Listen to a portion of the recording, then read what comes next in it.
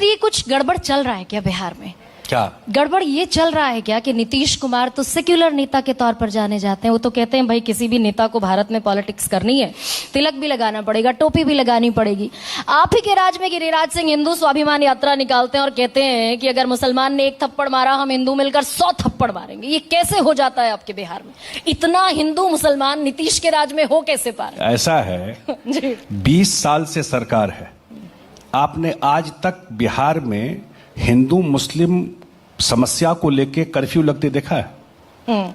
20 years, कुछ अच्छी बात को भी याद कीजिए। 20 साल से सरकार है, मुझे नहीं याद आता है कि बिहार में कहीं इक्का दुक्का कर्फ्यू कहीं लग गया हो 2-4 घंटे के लिए, 1 दिन के लिए।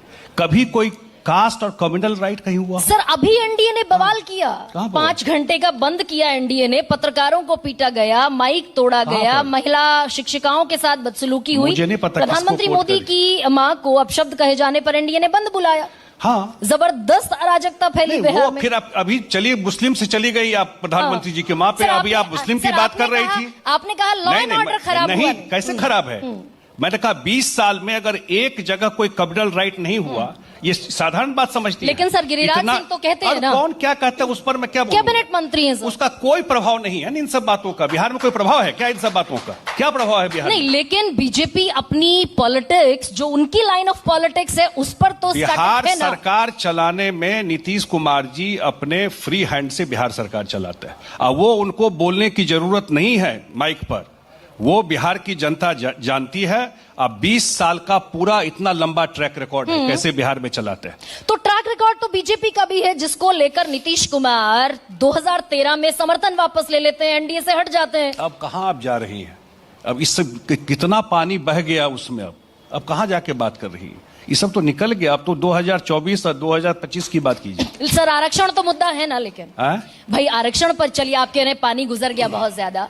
आप उस पार्टी के साथ खड़े हैं जिस पर आरक्षण विरोधी होने का टैग चस्पा है। आप समाजवादी पॉलिटिक्स करते हैं बिहार में। आरक्षण विरोधी पार्टी तो कांग्रेस थी सर। आप आरक्षण देते? अरे आरक्षण विरोधी पार्टी, आप 65% आरक्षण करते हैं। सुनिए ना, आरक्षण विरोधी पार्टी तो कांग्रेस है। 90 का निकाल लीजिए ना, मंडल कमीशन का राजीव गांधी जी का बयान निकाल करके एक बार चलवा दीजिए कि उनका क्या था मंडल कमीशन पर स्टैंड। वो क्यों नहीं चलवाती है? सर मैं बिल्कुल चलाऊंगी, लेकिन एक फेलियर नीतीश कुमार का रह गया क्या? सर सुनिए ना, 65% आरक्षण नीतीश कुमार ने दिया, विधानसभा से पास हुआ, विधान परिषद से पास हुआ, और वो आरक्षण लटक गया क्योंकि आप डेटा को अपने फैक्ट्स को करेक्ट कीजिए।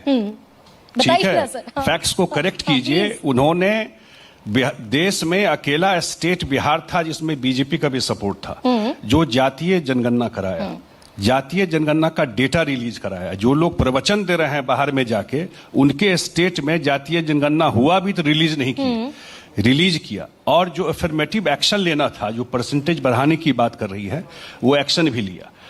सर लटक तो गया ना, कोर्ट में मैटर गया। मैटर इज सब जुडिस सर। इसमें सरकार कहां से आती है? सर वो कोर्ट में मैटर गया तकरीबन 10 दिन बाद। उसके पहले अगर दबाव बना पाती जेडीयू बीजेपी पर तो 9th शेड्यूल के कॉन्स्टिट्यूशन के 9th शेड्यूल में डाला जा सकता था, जुडिशियल स्क्रूटनी से मुक्त हो जाता, 65% आरक्षण बिहार को मिल जाता।